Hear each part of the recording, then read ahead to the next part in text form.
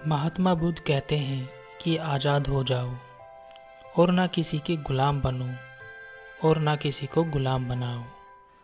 सभी को जीने की इच्छा है, सभी को स्वतंत्र जीने दो।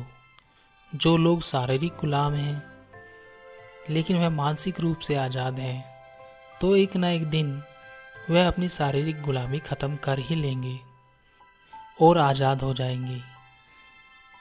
मगर जो लोग मानसिक रूप से गुलाम हैं, उनके हाथों में जंजीर भले ही ना हो, आज़ाद होकर भी वह गुलाम ही रहेंगे। इसलिए महात्मा बुद्ध मानसिक विकास पर बहुत ध्यान देते थे।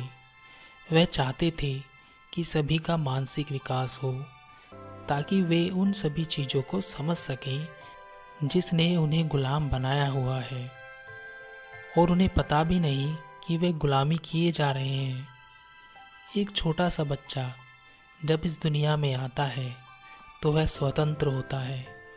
उसमें ना लोभ होता है, ना क्रोध होता है, न काम वासना होती है, और ना ही उसे किसी चीज़ की जिज्ञासा होती है।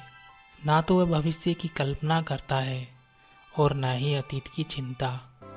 वह केवल अस्तित्व में जीता है। उसे किसी चीज़ का डर नहीं। वह निडर होता है।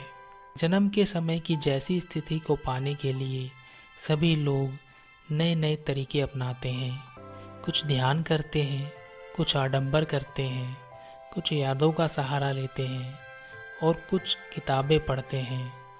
लेकिन फिर भी उसी स्थिति को पाना आसान नहीं होता, क्योंकि हम गुलाम हो चुके हैं। एक छोटे बच्चे को हम धीरे धीरे गुलामी की जंजीरें पहनाते हैं और उसे बताते हैं कि डर किस चीज़ का नाम है, धर्म क्या है, जाति क्या है, अमीर क्या है, गरीब क्या है, पैसे क्यों ज़रूरी हैं, उसे बड़ा होकर क्या बनना है। हम उससे कहते हैं कि क्रोध मत करो, झूठ मत बोलो, लेकिन धीरे धीरे हम उस बच्चे से सभी मौलिक चीज़ें छीन लेते हैं, उसकी निडरता छीन लेते हैं और वह डरता है। कोई भी काम करते हुए भविष्य की चिंताओं में उलझ जाता है, भूतकाल में फंस जाता है। ईर्ष्या, लोभ, क्रोध, मोह का जन्म उसके अंदर होता है, और यही चीज़ें हमें मानसिक गुलामी की तरफ खींच लेती हैं।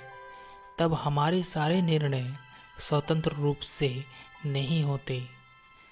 हमें जितना सिखाया गया है केवल उतना ही हम सोच पाते हैं।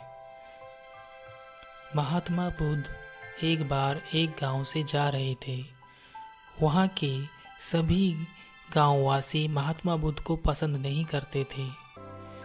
बुद्ध की भी यही कोशिश रहती थी कि वह उस जगह पर जाएं जहाँ पर लोग उन्हें नापसंद करते हों। वहाँ जाने से पहले बुद्ध के शिष्यों ने बुद्ध से कहा, हे बुद्ध, आप जिस गांव जा रहे हैं उस गांव के लोग ना आपकी बातों को पसंद करते हैं और ना ही वह आपको वहाँ आने देना चाहते हैं। आपका वहाँ जाना सही ना होगा।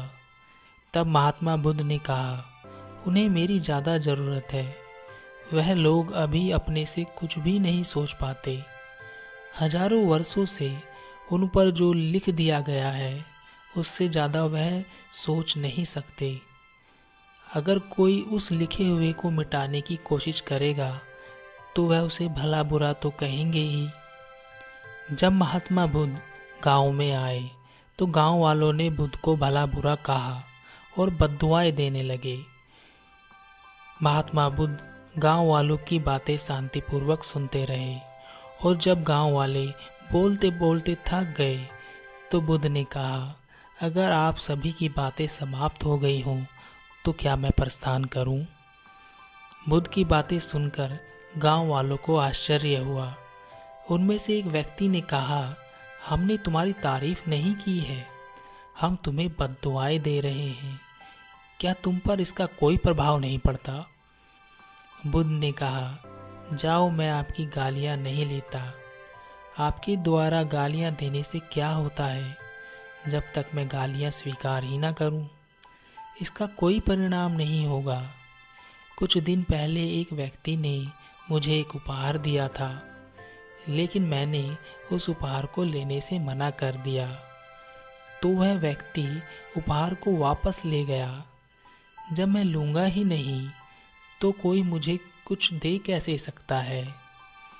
बुद्ध ने गांव वालों से पूछा, अगर मैंने उपहार लिया ही नहीं तो उपहार देने वाले व्यक्ति ने उस उपहार का क्या किया होगा? गांव वालों में से एक व्यक्ति ने कहा, उस उपहार को उस व्यक्ति ने अपने पास रख लिया होगा। तब बुद्ध ने कहा, मुझे आप सब पर बड़ी दया आती है, क्योंकि मैं आपकी इन गालियों को लेने में असमर्थ हूँ, और इसलिए आपकी यह गालियाँ आपके पास ही रह जाएंगी। लेकिन महात्मा बुद्ध की जगह अगर आप होते तो आप क्या करते? क्या आप भी ऐसा ही करते जैसा महात्मा बुद्ध ने किया? संभवतः आप ऐसा नहीं करते। यह कार्य करने के लिए स्वतंत्र बुद्धि का होना आवश्यक है, जिस पर आपका नियंत्रण हो। मानसिक रूप से गुलाम व्यक्ति ऐसा नहीं कर सकता। आज के समय में अगर आपको कोई छोटी सी बात भी कह दे तो आप उससे लड़ने के लिए तैयार हो जाएंगे। सड़क पर दो आदमी आपस में टकरा जाएं तो वह एक दूसरे का सर फोड़ने के लिए तैयार रहते हैं। ना उनमें विवेकशीलता है और ना ही इतना सा ज्ञान कि उनके लड़ने से केवल उन दोनों को ही नुकसान होगा, और केवल नुकसान ही होगा, किसी का कोई फायदा नहीं होगा। फिर भी वह लड़ेंगे केवल अपने मन की संतुष्टि के लिए। और हम सब का क्या? हम सब भी तो यही कर रहे हैं, लड़ रहे हैं छोटी छोटी बातों पर, उन बातों पर जिनका कोई अस्तित्व ही नहीं है। धर्म के नाम पर, जाति के नाम पर, कर्म के नाम पर आपस में लड़ रहे हैं। हम में इतना विवेक भी नहीं है कि धर्म के नाम पर तो कम से कम लड़ना नहीं चाहिए, क्योंकि कोई धर्म आपस में लड़ने के लिए कहता ही नहीं है। वह कहता है केवल प्रेम और शांति के लिए, वह भाईचारे के लिए कहता है। केवल जातियों के आधार पर लड़ना मूर्खता है, क्योंकि सब इंसान, सब मानव, सब जीव, सब के अंदर एक ही ऊर्जा है।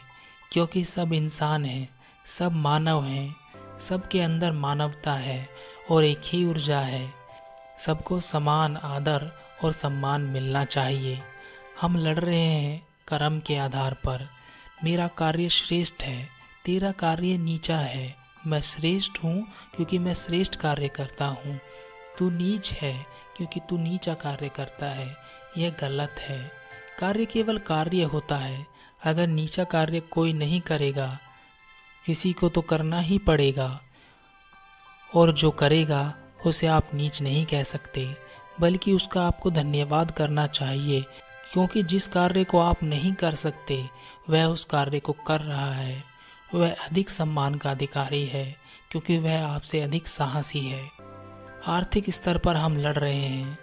अमीर गरीब का सब छीन लेना चाहता है ताकि वह सब अमीर हो सके, और गरीब अमीर से सब छीन लेना चाहता है ताकि वह अमीर हो सके।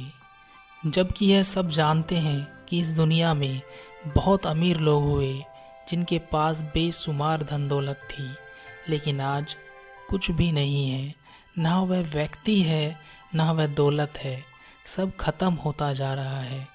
फिर भी हम लड़ रहे हैं दौलत के लिए। हम सब जानते हैं कि ईर्ष्या नहीं करनी चाहिए, लेकिन हम सब ईर्ष्या करते हैं। अगर हमारा मित्र हमसे आगे निकल जाए तो संभवतः हम ईर्ष्या जाहिर नहीं करते, खुशी जाहिर करते हैं, लेकिन अंदर ही अंदर हम चाहते हैं कि उससे वह सब छिन जाए। लेकिन इसमें फ़ायदा किसका होगा? क्या आपका होगा? क्या आपके मित्र का होगा? क्या किसी समाज का होगा? इसमें किसी का फ़ायदा नहीं है सिवाय नुकसान के। लेकिन फिर भी हम हमेशा ऐसा ही करते हैं और ऐसा ही करते रहेंगे, क्योंकि हम गुलाम हैं, मानसिक गुलाम। हम स्वतंत्रता पूर्वक सोच नहीं पाते क्या सही है और क्या गलत। हालांकि यह सभी इतनी बड़ी बातें नहीं हैं जिसके लिए आपको बड़े ध्यान की ज़रूरत पड़े, या इसके लिए आपको बड़ी बड़ी किताबें पढ़नी पड़े, या जिसके लिए आपको गहन चिंतन करना पड़े, लेकिन फिर भी हम इन चीज़ों को नहीं कर पाते और हमेशा इन्हीं चीज़ों में पड़े रहते हैं, क्योंकि हम गुलाम हैं सदियों से चली आ रही सोच के। हम हमारी मानसिकता को बदलने में असमर्थ हैं। हम जीवन भर उन्हीं चीज़ों को दोहराते रहते हैं जिनका बीज बचपन में ही हमारे अंदर डाल दिया जाता है, और हमेशा हम गुलाम की तरह कार्य करते हैं। यह मानसिक गुलामी है जिससे महात्मा बुद्ध आज़ाद होने की बात करते हैं।